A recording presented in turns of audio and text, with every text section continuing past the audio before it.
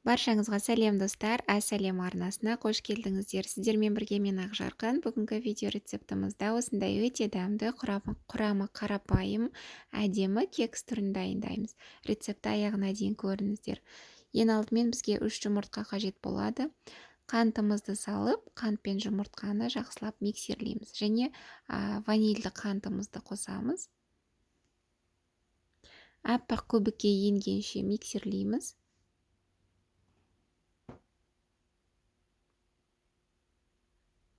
Осындай көбіктену керек, қант толық еріген кезде. Және бөлме температурасында сүтімізді құямыз. Сұйық май қосамыз.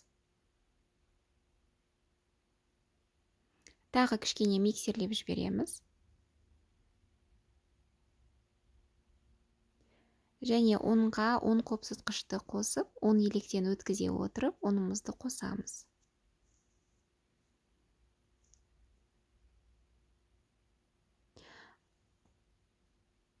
Ұнды жақсылап араластырып, миксерлейміз. Біздің кексіміздің массасы дайын болып қалды. Және формамның диаметрі 23 сантиметр. Ортасына осындай стакан қойып қоямыз.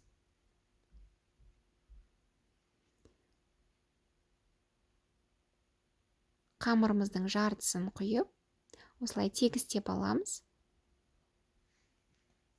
Және какаомызды осылай кішкене сеуіп шығамыз.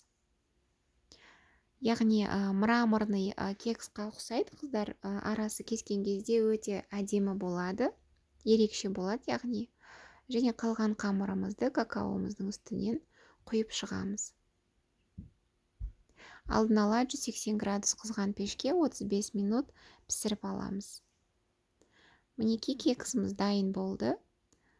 Сондай жұмсақ, нәзік, әрі жақсы көтерілген.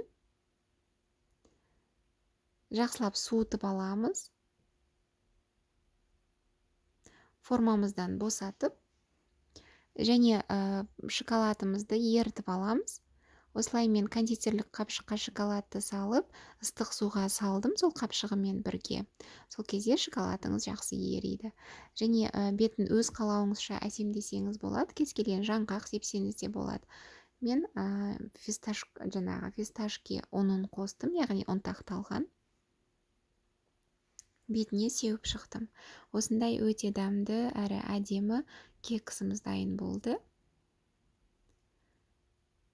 Дәмі сондай дәмді, жұмсақ болды, қыздар. Рецепт ұнаса, міндетті түрде жасап көріңіздер.